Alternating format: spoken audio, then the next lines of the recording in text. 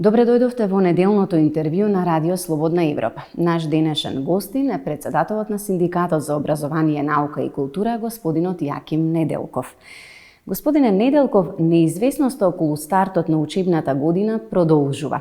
Јавноста е прилично поделена во однос на тоа кој е најдобриот начин на кој што треба да се продолжи образовниот процес. Од трите модели кои што се во оптек, вие како синдикат за кој се залагате? Пред се, ние сме Синдикат за образование, наука и култура, кој што имаме статутарна обврска да ги штитиме интересите на вработените во училиштата.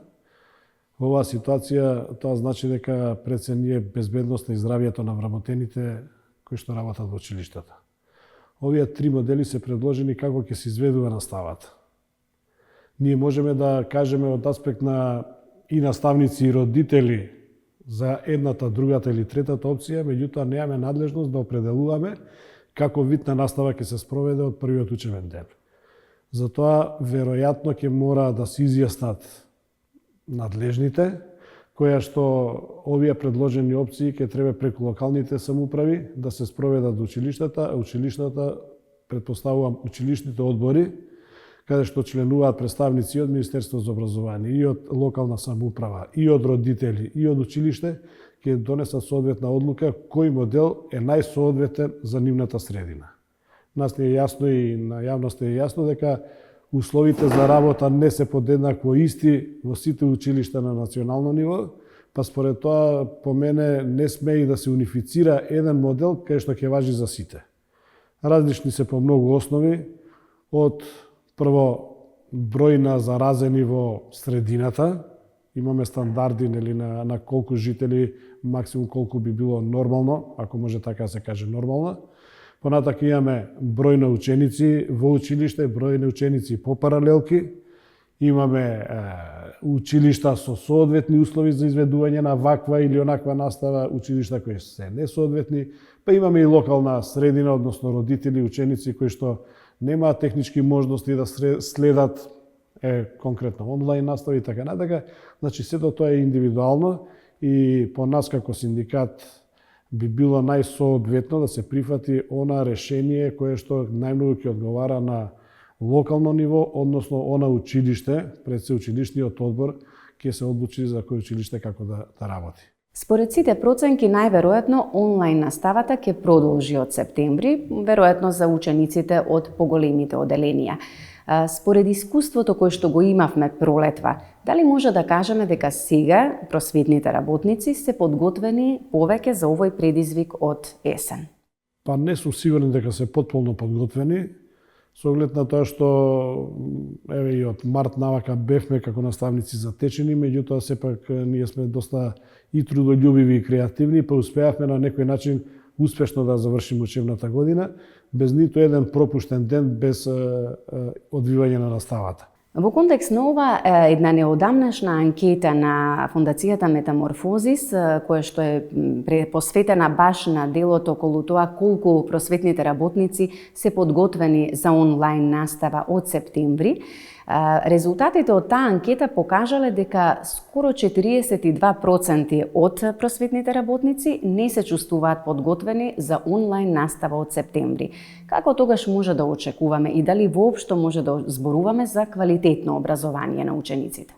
Реков дека наставниците беа затечени, овој начин на пренесување на знаењата врз учениците за нас нешто беше ново во Македонија, па и пошироко од Македонија. И од тој аспект наставниците, реков, се вложија максимално во рамките на нивните можности и способности. Дали е тоа, господине Неделков, системска грешка или има вина и кај наставниците? Затоа што не постоеше, барем впечатокот е дека немаше некоја контрола за тоа колку секој индивидуално се вложува во овој процес. Имате наставници кои што имаат отпор кон дигитализацијата и кои што сметаат дека тезата никој не може да го замени наставникот на табла е се уште актуелна и во 21. век, кога онлайн образованието е најнормална работа во развиените земји. Па веројатно треба се следи трендот на напредокот на образовниот систем во светот пред се и ние треба да чекориме со брзи чекори за да го стигнеме светот.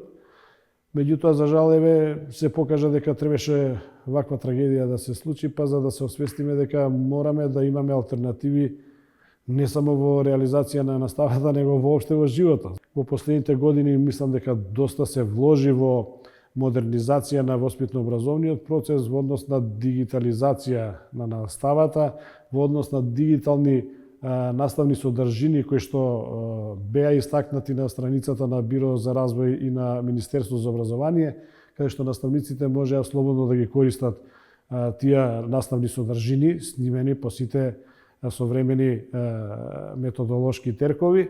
Меѓутоа, колку тоа го искористивме ние како наставници, сепак немам такви резултати, немам такви анализи. Во однос на квалитетот на образованието, многу ми насметаат дека овие генерации кои што поминуваат низ пандемијата ќе бидат многу послаби, затоа што реално контролата на тоа што го учат е слаба.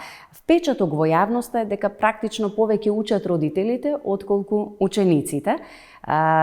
Дали и како сметате дека ќе се одрази ова на писменоста на идните генерации, ако имаме предвид дека ние и досега многу не можевме да се пофалиме со добри резултати на меѓународните PISA тестови, например?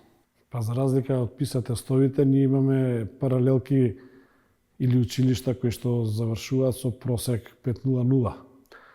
Дали е тој реален? Значи, очигледно е дека нешто фали во начинот на оценување на вредноста на трудот и на наставниците и на учениците. Значи, некои стереотипи кои што се присутни во нашето општество дека мора сите да бидат одлични или дека моето дете мора да ги има сите петки, конечно треба се надминат. Треба да се најде инструмент да се контролира знаењето, умењето и вештините, а не оценката да биде услов за запишување, единствен услов за запишување во понатамошниот степен на образование. Во секој случај, мислам дека ова пандемија, или како што велат, за секое зло има и нешто добро, мислам дека ќе не освести дека една препорака до наредната влада, Министерство за образование, министер, многу повеќе да се фокусираме кон вакви отворени суштински прашања, па мислам дека и онаа стратешка стратегија за образованието која што се носи во период од 10 години мора да биде поставена на цврсти темели, било која власт да дојде не сме да менува, значи она што е договорено. Не може секоја власт да прави експерименти, да има поинаква визија од претходната и тоа што било порано ништо не чи, најде сега ќе почнуваме од нула. Господине Неделков, дали меѓу другото оваа пандемија ги изнесе на површина слабостите на македонскиот образовен систем? Неподготвеност кон промени, кон новини, малку инвестиции во научно-истражувачката работа, отпор кон дигитализацијата? Па, не би сакал да повредам или навредам никого, некои наставници кои што се родени од минатиот век, кај што нити имало вакви паметни телефони, нити компјутери, малку тешко им оди прилагодување, што ова не е генерален став или кажување, него има дел од наставниците кои тешко ги прифаќаат новитетите. Од друга страна, опременоста на училиштата и можноста да секој наставник, буквално секој наставник тоа го направи, е ограничена. Исто би рекол за жал, затоа што претходната власт вложи многу во дигитализација, во компјутеризација, да не заборавиме компјутер за секој дете беше предвидено и доделено, компјутер или лаптоп за секој наставник, електронски училници, опремени училниците со компјутери.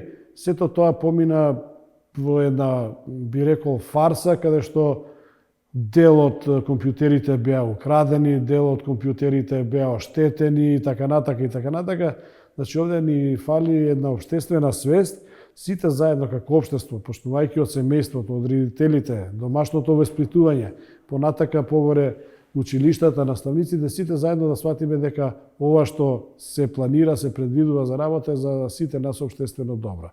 Дел од училиштата во земјава се наоѓаат во многу лоша состојба. Некои од нив немаат ниту елементарни услови за работа. Има недостиг на нагледни средства, постојат училишта во кои што родителите купуваат материјали за работа на час и така натаму. Што вие како синдикат правите за да ја подобрите оваа состојба? Повторно ние можеме да реагираме таму каде што имаме надлежности како синдикат, односно таму каде што немаме безбедни услови за работа. За жал, велам, само за нас вработените, бидејќи нив ги застапуваме. За безбедноста и здравието на учениците има раководен орган кој што директно одговара. Мене ми е жал што од година на година се намалува одвојување на процентот за од бруто националниот доход кој се издвојува за образование. Јас ги памтам добрите времиња кога се издвојуваше над 5,5% во сферата на образование, каде што доста се и подновија училиштата, реновира и така натака и така натака. Сега е некаде 3,5, ако не се лажам.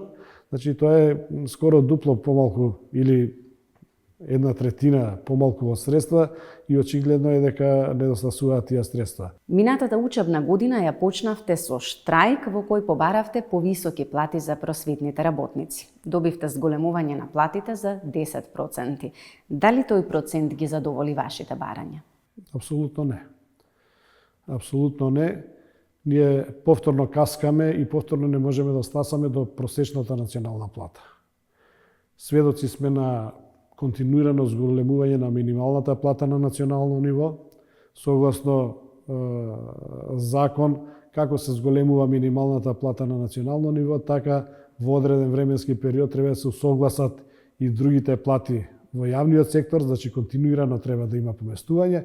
Меѓутоа, еве ние 3,5 години постојано тоа го кажуваме дека мора да се испочитува тоа законско решение. Ние се доведовме во ситуација на така наречени уравниловки, каде што различни работни места со различен степен на сложеност сега земаат иста плата.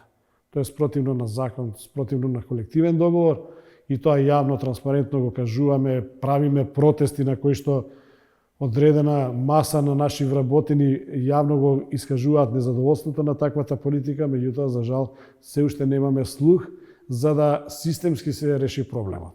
Па, јас сум убеден дека партијата која ќе биде на власт, која што ќе состави владата, и тој министер кој што ќе биде на позиција министер за образование, ќе ги исполни предизборните ветувања и без разлика на пандемијата, платите во образованието ќе се зголемуваат. Значи, ние не сакаме ветувања само пред избори, него исполнување и после избори. Господине Неделков, ви благодарам за интервјуто. Вам, почитувани, ви благодарам за вниманието со кое не следевте. Следната средба е за 7 дена. Довидување.